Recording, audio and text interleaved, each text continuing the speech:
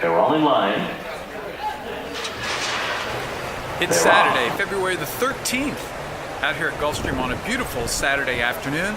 But as much for the live racing, I'm here for the simulcast racing. At Tampa Bay Downs, it's Festival Preview Day, their big day in anticipation of Tampa Bay Derby Day on March the 12th, when I will be there.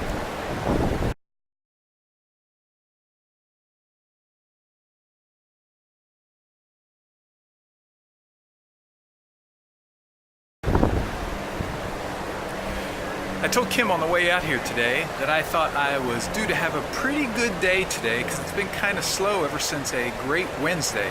Sure enough, my first bet at Gulfstream was in the second, a non-winners to two claimer going 8 furlongs.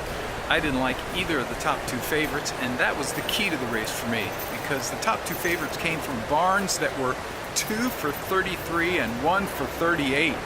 Ouch. I like number 3, Steve Areno. Steve Areno looked to be the kind that could close from off the pace and grab a piece of the pie. He was cutting his claiming tag in half, and last time out he had an odd running line.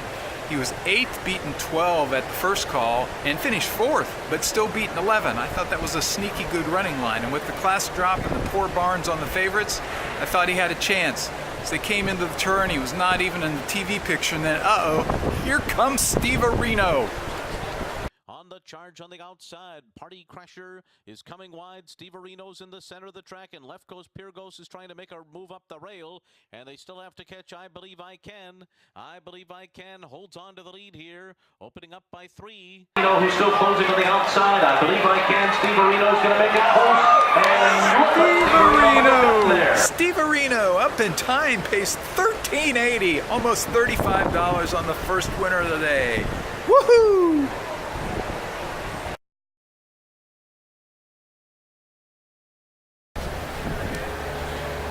I picked up my first win at Laurel today, where it's a brisk 20 degrees, and it's an interesting story. The only reason I got the win is because it's 2 degrees in New York and they canceled racing. What?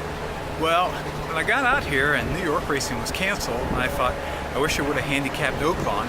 So I went and got the simulcast program, because see, it has Oaklawn in it, but it also has the Laurel Pass performances in it. So I go to bet the 4th at Laurel. It's a non-winners to 2 allowance, and my pick is scratched, number 3, Dallas Cowgirl.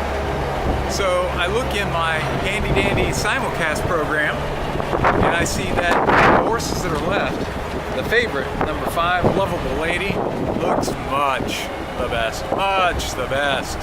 So I double bet. She's between horses to the far turn. Rider, let her go.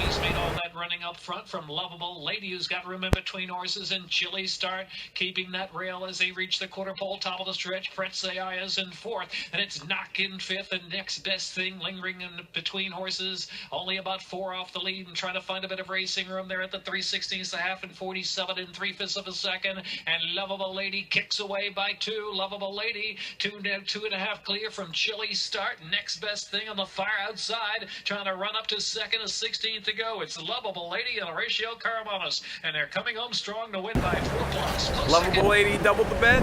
Got back nearly $20. Thank you. I picked up my first win at Tampa in a maiden special weight for 3-year-olds. And yes, just like here, there was a Todd Pletcher, first-time starter. It was the last time we saw both John Velasquez and Javier Castellano riding at Tampa. Well, they're there today for the big stakes card. Javier Castellano was on the horse that ought to win on paper, except for the barn that he was riding for was a miserable 0 for 17, with horses making their first start with blinkers for him. So I went with the Pletcher first-time starter with John Velasquez. The crowd was all over Javier Castellano. Bet that horse down to 8-5. Meanwhile, Johnny V had Sense of Beauty number 8 stalking on the outside, made his move. Second, and Sense of Beauty ranging up on the outside third. She's Lovely is continuing her rally now for it. Dudette is absolutely charging on the far outside. Also another long shot. Wide open with a quarter of a mile still to run. From between horses, Sense of Beauty, Dudette on the outside. She's Lovely has flattened out as well as going out fast as they're into the stretch. Sense of Beauty, the well-backed first-time starter, is digging in gamely on the outside. Dudette is there second. Down to the wire, it's Sense of Beauty. Well prepared to win at first asking. Drawing clear by 2.5. Dudette is there second. Oh yeah, drew off as much the best. Got back nearly $40. Nice. I picked up my second win in Tampa, and this time in the Grade 3 Sam Davis. Todd Pletcher had 2 in here. One was the last out maiden winner, Gettysburg. The crowd was all over him with Javier Castellano, 8-5. I didn't like him. I like number 3 Destin, John Velasquez. Had more experience, was coming out of a Grade 3 LeCompte at the fairgrounds, one of the preps for the Louisiana Derby. Gettysburg faded on the turn. Here came Destin. What a wonderful world is fifth, and still nothing from Rafting, but it's still only 5 lengths. From front to back as they swing around the far turn. Morning Fire is still the leader, and from the outside, there goes Destin. Now being asked to pick it up and on the move second. Awesome Slate is all finished third. Rafting and Prado now has him on a roll, and he moves to the 3-path to challenge with a quarter of a mile still to run in the Sam Davis. Morning Fire is digging in gamely from between horses. Destin runs at the leader now second. Rafting on the outside, racing along third as they straighten away and sprint to the wire. It's Destin between horses, surging to the lead from the outside. Rafting continues to run at him, but down to the wire. Destin turns away the challenge of Rafting, and Destin will go on. At a big 4-1. Get back $50. Nice win in the Grade 3 Davis. Another Tampa Bay win.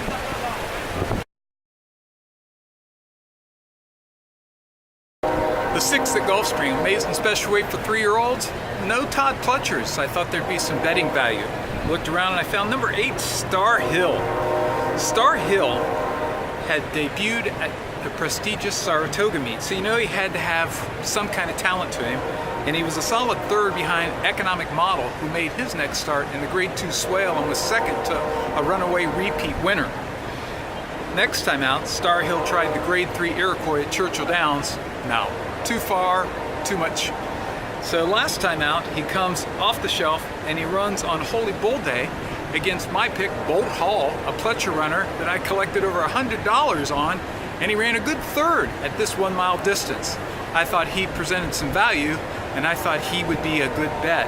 So I look up at the board and I'm like, is my horse the 3 because he's 4-5? No, I'm the 8. He's 8-1. I look down at my sheet and I'm like, oh my, I'm tripling the bet. Could that be? Well, he took some late money. It was 7-2. Started to make his move 3 wide on the turn. Side 2.5 lengths more back to Stone. Casagorda was next. Happy Match and Lucky Warrior, and that's all for Meddling By. And now there goes Star Hill on the outside, up to Engage Front Running Prove. Star Hill Prove on the inside, drop shots under a full out drive in 3rd as Star Hill starts to get away. A half mile in 46-3. They're into the stretch, and it is Star Hill who is opened up to lead by 3 now. Then it's Drop Shot, Prove, and to the outside comes Stone. But it's all Star Hill here. Star Hill. Star Hill with Michel Hermie. 7-2, big time. Star Hill, 7-2, triple the bet, get back close to $70. Oh, that's nice. Oh yeah, drew off, and he wasn't 7-2. He was 4-1. I get back a cool 75 beans. Woo! Nice.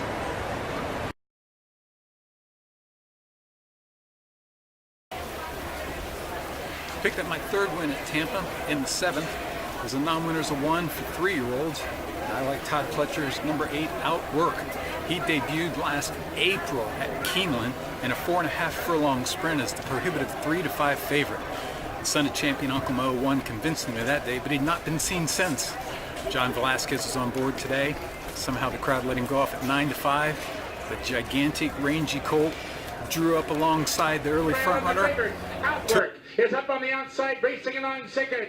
Dan, the go-to man, is now 3rd as they turn for home. 3/16 of a mile to run, and now Outwork is going to the lead and taking command. Foremost Sensation is back to second. Good Save is gaining ground 3rd. Up on the outside, Dan, the go-to man, is now for it. But down to the wire, it's outwork impressively. Reports home 4 lengths to the good. Dan, the go. That's 3 at Tampa.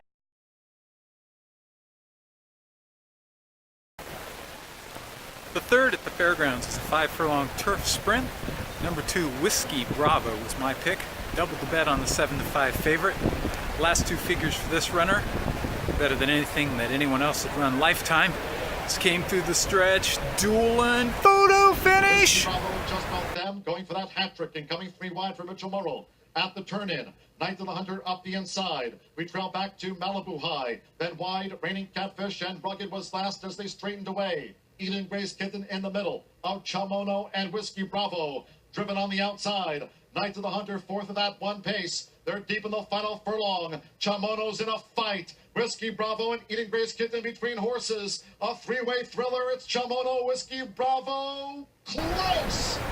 Oh yeah, a winner at the fairgrounds. Get back almost 25 bucks.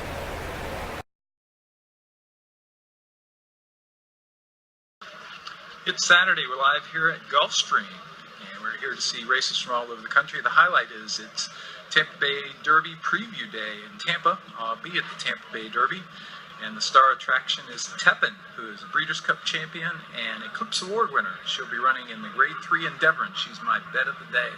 See how that turns out later today.